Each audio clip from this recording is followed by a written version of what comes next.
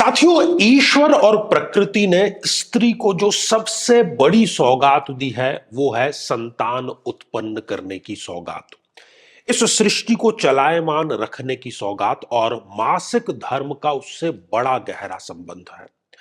लेकिन दुर्भाग्यवश कई बहनों को या तो मासिक धर्म होता नहीं या अनियमित होता है। किसी न किसी प्रकार की मासिक धर्म की गड़बड़ होती है। जब हम मेडिकल एस्ट्रोलॉजी की बात करते हैं, वहां कारण खोजने की बात करते हैं, तो हम पाते हैं कि चंद्रमा और स्त्री का बड़ा गहरा संबंध है। जिस प्रकार से चंद्रमा 27, 28, 29 दिन में अपना पूरा एक चक्र करता है, वैसे ही प्रत्येक स्त्री का ये मासिक धर्म का चक्र लगभग इतने ही दिनों का होता है। साथियों, हम जानने का प्रयास कर रहे हैं कि क्यों, कब, किस लग्न में चंद्रमा की कौन सी जो स्थितियां हैं वो मासिक धर्म की गड़बड़ी के लिए उत्तरदायी है। आज हम मिथुन लग्न की बात करेंगे। तो मेरे बहुत ही प्रिय और बेहद सम्मानित साथियों, हृदय की असीम गहराइयों से अभिनंदन, बहुत बहुत हार्दिक स्वागत। साथियों, मिथुन लग्न की जन्म पत्रिका पर बात करें उससे पहले यदि अभी तक आपने अपने लग्न से संबंधित एपिसोड नहीं देखा है, आप स्वयं या घर में कोई बहन इस प्रकार की समस्या से पीड़ित है, तो उसकी जन्म पत्रिका अपने समक्ष खोल करके आप एपिसोड देखें ताकि आपको चीजें जो है वो समझ में आ सके। और यहां आई बटन में हमने आपको इस प्लेलिस्ट का लिंक प्रदान कर दिया है। तो साथियों, ये रही एक मिथुन लग्न की जन्म पत्रिका। और मिथुन लग्न में वैसे भी चंद्रमा एक अति मारक ग्रह होते हैं। यदि चंद्रमा नीच राशि के होकर के इस छठे भाव में विराजमान हो जाएं, तो मासिक धर्म संबंधी गड़बड़ी ऐसी बहनों को वो देते ही देते हैं। और ये जो रोग है, चूंकि रोग के ही घर में है ये, तो ये लंबा और स्थायी चलने वाले रोग का रूप धारण कर लेता है। साथियों, चंद्रमा यदि इस अष्टम भाव में विराजमान हो जाए तो चिड़चिड़ापन भी देता है, ससुराल पक्ष के साथ में संबंध भी खराब करता है और लोगों के ताने के कारण इनका जो जीना है वो मुहाल हो जाता है। साथियों, यदि उच्च राशि के होकर के चंद्रमा इस द्वादश भाव में विराजमान हो जाए तो यहां पर भी वो मासिक संबंधी गड़बड़ी इस बहन को अवश्य दे देता है। और डॉक्टर के पेटे, दवाइयों के पेटे, हॉस्पिटल के पेटे जो खर्च है वो इनका नियमित रूप से सदैव बना ही रहता है। साथियों, यदि आप जन्म पत्रिका में दृष्टिपात करें, किसी भी भाव में यदि राहु, केतु या शनि के साथ में चंद्रमा युक्त है, राहु या केतु के साथ में है तो वो बना दिया उन्होंने ग्रहण योग। और शनि के साथ में यदि चंद्रमा है तो बना दिया उन्होंने विष दोष। इन सभी परिस्थितियों में मानसिक तनाव बहुत ज्यादा होता है। ऐसी बहनों को मानसिक के साथ ही ये जो मासिक की गड़बड़ी है वो भी रहती है।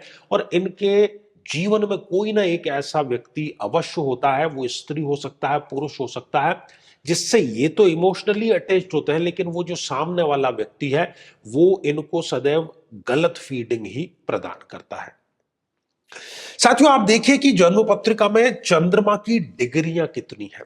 यदि चंद्रमा स्वयं 0 डिग्री के विराजमान है या 28, 29 जैसी अंतिम डिग्रियों के विराजमान है, तो 0 डिग्री होता है एक नवजात शिशु और 28, 29 डिग्री मतलब एक वयोवृद्ध। तो चाहे नवजात शिशु हो चाहे वयोवृद्ध हो, दोनों ही अपने दैनिक कार्यों के लिए दूसरों पर निर्भर होते हैं क्योंकि स्वयं बलहीन होते हैं।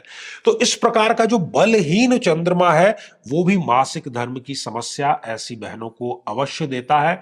वो अवसाद में बहुत जल्दी आ जाती हैं, इमोशनली बहुत ज्यादा वो स्ट्रांग नहीं हो पाती है। साथियों, अब आप देखिए कि चंद्रमा कहीं अस्त अवस्था में तो नहीं। जन्म पत्रिका के किसी भी भाव में यदि सूर्य के बहुत क्लोज कंजक्शन में है, सूर्य के साथ में युति करके विराजमान है, तो चंद्रमा हो गए अस्त। तो चंद्रमा मतलब स्त्री तत्व का अस्त हो जाना, और स्त्री तत्व का अस्त हो जाना उनको मासिक संबंधी इस समस्या का कारण अवश्य बन जाता है। साथियों, इसके अतिरिक्त आप देखिए कि चंद्रमा कहीं किसी मारक ग्रह के साथ में, और यहां मैं मंगल का उल्लेख करना चाहूंगा क्योंकि मंगल एक अति मारक ग्रह है इस जन्म पत्रिका में। तो मंगल और चंद्रमा यदि युति करके विराजमान है, किसी भी भाव में मंगल और चंद्रमा साथ में विराजमान है, तो ऐसी बहनों को बचपन से ही एनीमिया, जिसको हम कहते हैं कि रक्त की कमी, उसकी समस्या का सामना करना पड़ता है। इमोशनली ये ब्रेकडाउन में सदैव रहती हैं और इस प्रकार की जो मासिक धर्म की अनियमितता है उसका भी सामना इनको अवश्य करना ही पड़ जाता है। साथियों, अब समाधान क्या है?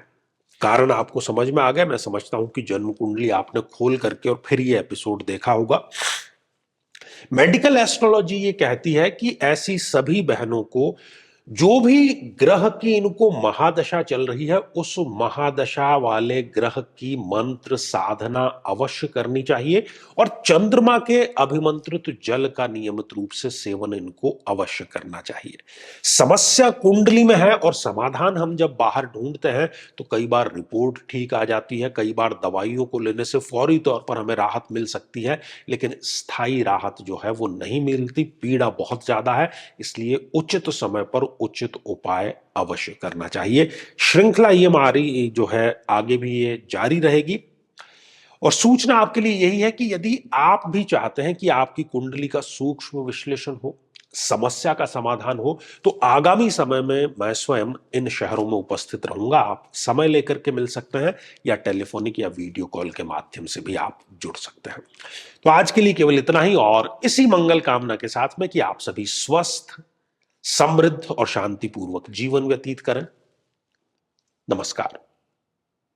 साथियों, कई वर्षों के जन्म पत्र का अध्ययन और लाखों कुंडलियों के अध्ययन के बाद हम ये कह सकते हैं कि यदि किसी की जन्म पत्रिका में मंगल पीड़ित है तो उसको इस ग्रह की महादशा में इन 9 लक्षणों का, इन 9 कष्टों का, पीड़ाओं का अवश्य सामना करना पड़ता है।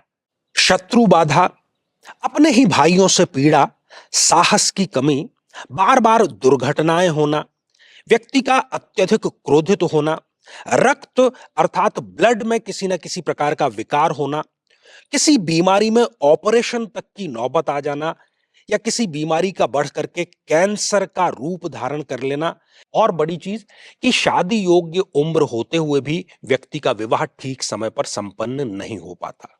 लेकिन साथियों, यदि आप भी इन सभी कष्टों से स्थायी और सटीक मुक्ति प्राप्त करना चाहते हैं तो उसका तरीका है इस ग्रह की महादशा मंत्र साधना दीक्षा, जो विशेष रूप से आपके नाम, आपकी जन्मतिथि के अकॉर्डिंग की जाएगी और गुरु दीक्षा के माध्यम से अभिमंत्रित माला भी आपको प्रदान की जाएगी, ताकि न केवल ये सारे कष्ट दूर हों बल्कि ये पूरी की पूरी महादशा आपके लिए शांतिदायक और सुख समृद्धिदायक साबित हो।